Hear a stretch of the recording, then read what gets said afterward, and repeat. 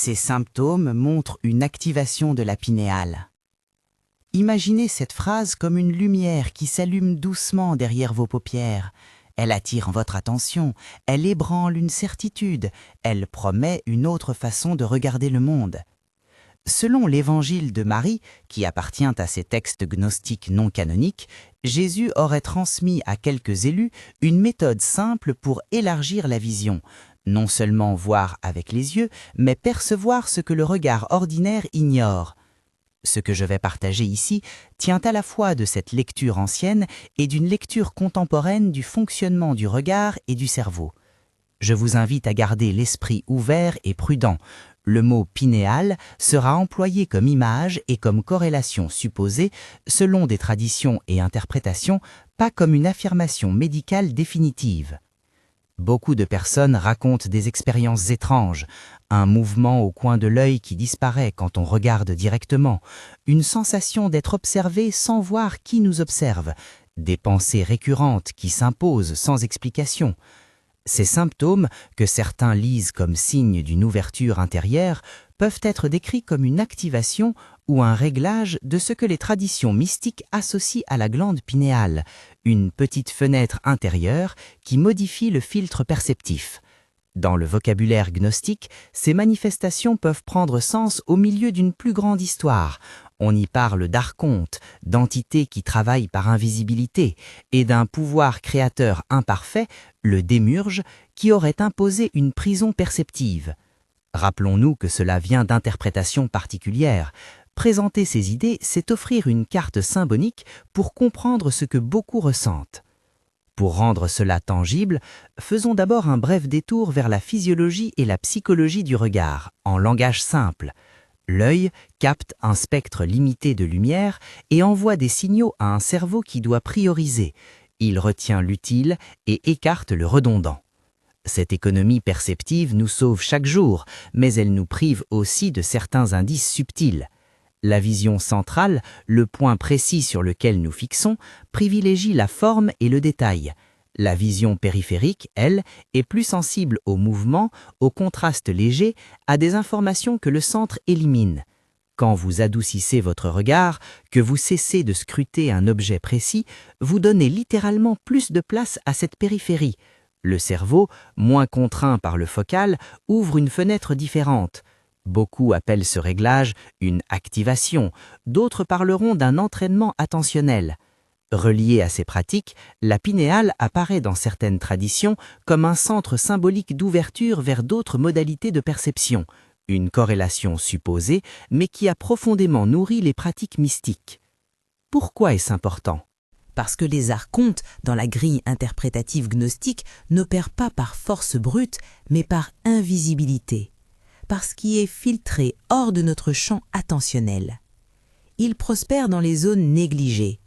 Pensées qui semblent surgir de nulle part, émotions qui vampirisent notre énergie, habitudes qui maintiennent les mêmes schémas.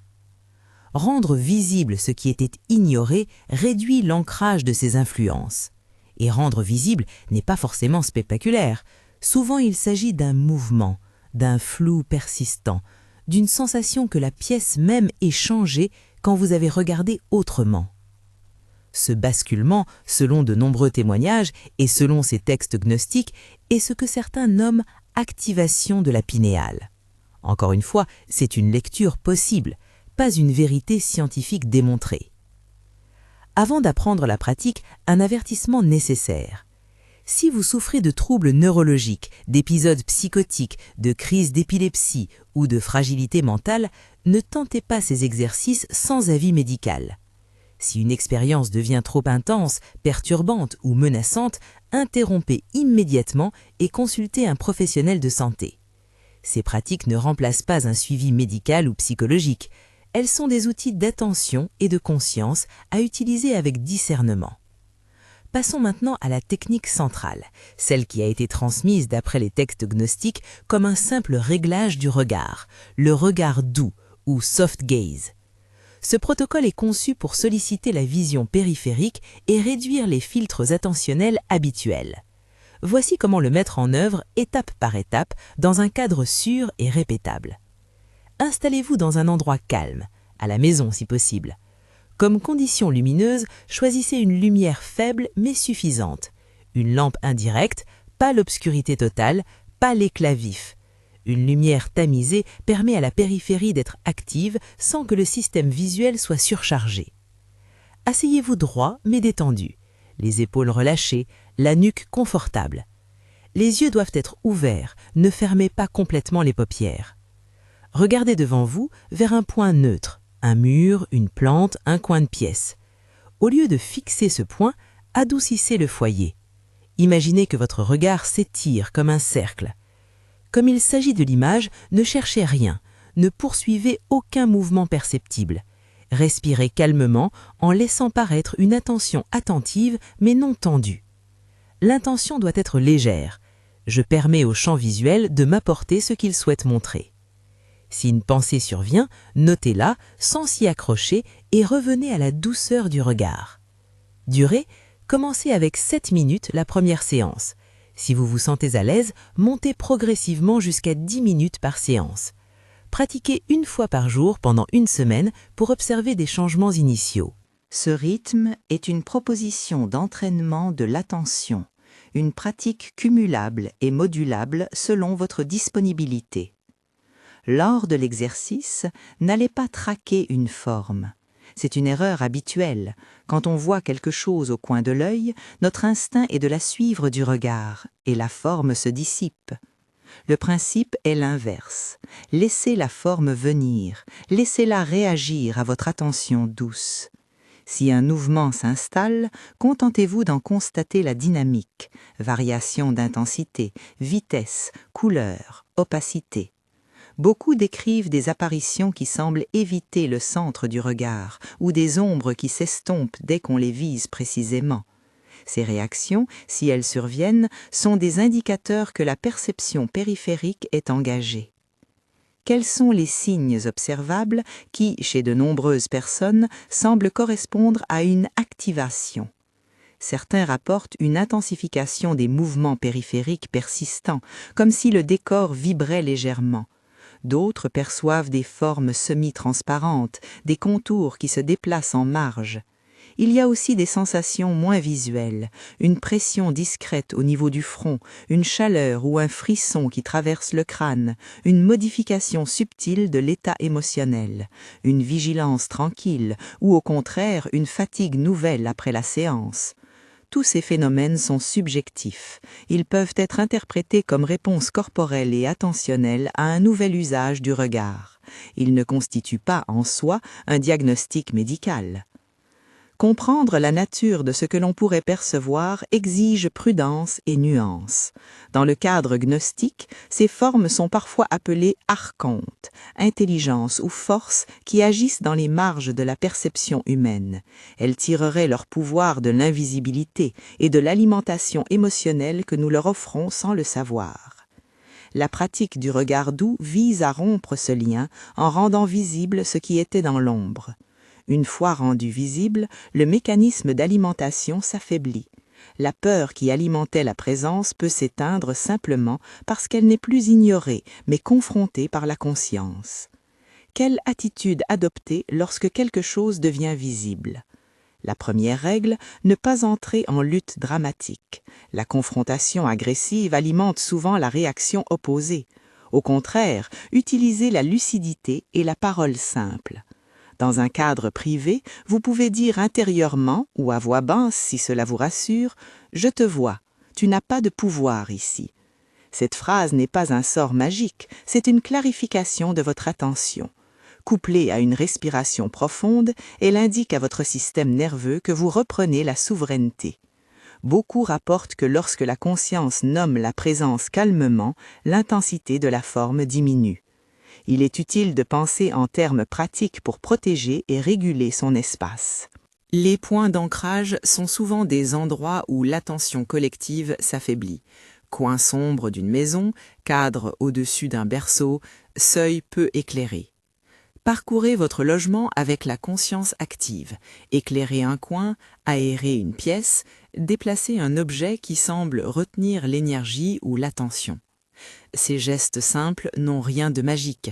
Ils modifient l'environnement sensoriel et réduisent les opportunités d'ancrage pour ceux qui prospèrent dans l'obscurité perceptive.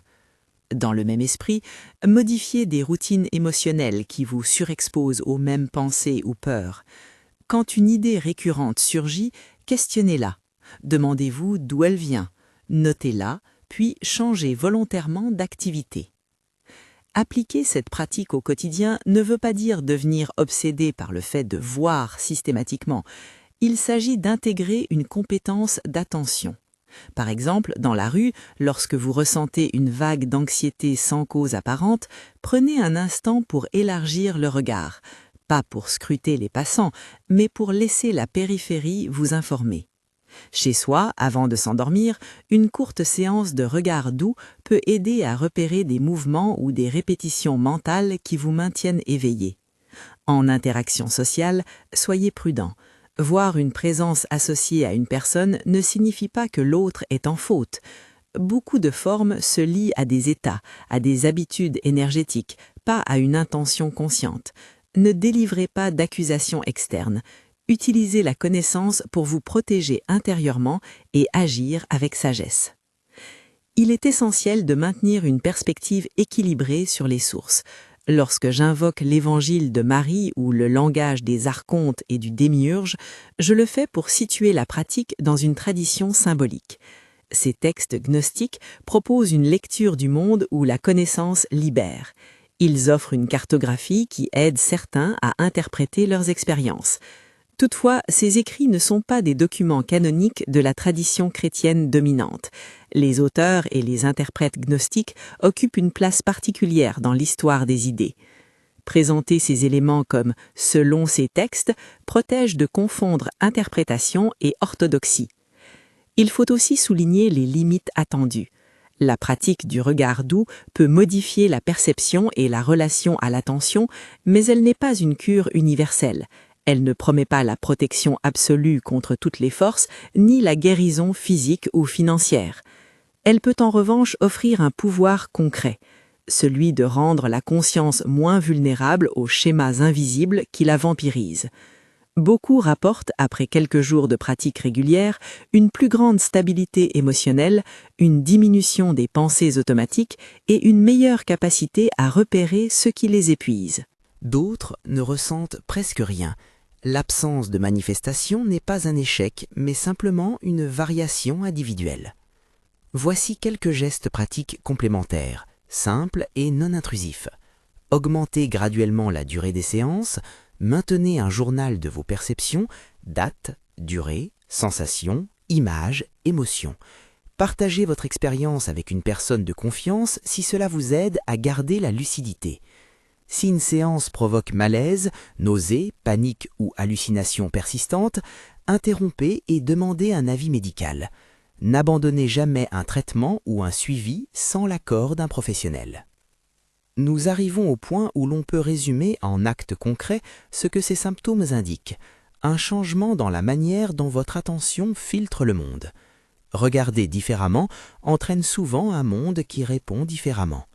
La pinéale, dans ce récit, est à la fois une métaphore puissante, le centre où la lumière intérieure peut passer, et selon certaines traditions, un point de corrélation physiologique que des sages et des chercheurs ont observé depuis longtemps. Embrasser cette double lecture permet de garder à la fois l'humilité scientifique et la profondeur spirituelle. Avant de conclure, un dernier conseil pratique pour la protection quotidienne. Identifiez les habitudes émotionnelles qui nourrissent les formes indésirables. La colère répétée, la peur chronique, l'alimentation constante de scénarios mentaux négatifs sont des sources d'alimentation. En travaillant ces registres, par la prière, la méditation, la conversation honnête, la thérapie, vous réduisez le carburant disponible. Lorsque vous joignez cela à l'entraînement du regard, vous constituez une pratique intégrée. Corps, attention et esprit participent ensemble. Si en écoutant ceci, quelque chose résonne en vous, je vous invite à un petit acte simple. Écrivez le mot « visible » dans les commentaires. Cela ne servira à prouver quoi que ce soit, mais ce geste marque une première étape d'attention partagée. Essayez la pratique ce soir, 7 minutes dans une lumière tamisée, un regard adouci, une respiration lente. Observez sans juger. Si vous sentez le besoin, revenez vers un professionnel. Et si vous constatez une expérience significative, partagez-la avec sobriété et discernement. Ces symptômes, mouvements périphériques, ombres fugitives, changements subtils d'état, peuvent être lus comme signe d'un ajustement perceptif, une activation possible de la fenêtre intérieure qu'on appelle en langage mystique la pinéale. Ils ne sont pas une sentence, mais une invitation, apprendre à voir autrement, reprendre la souveraineté sur l'attention et par là freiner ce qui nous met hors de nous-mêmes. La pratique est simple, accessible et progressive. Son efficacité dépend de la régularité et du discernement. Commencez doucement, gardez la prudence et permettez à la conscience d'élargir son champ, pas sa peur. Essayez la séance ce soir et, si vous le pouvez, revenez partager votre expérience avec sobriété. La transformation se construit pas à pas. Un regard doux, un instant de présence, une conscience qui reprend sa place.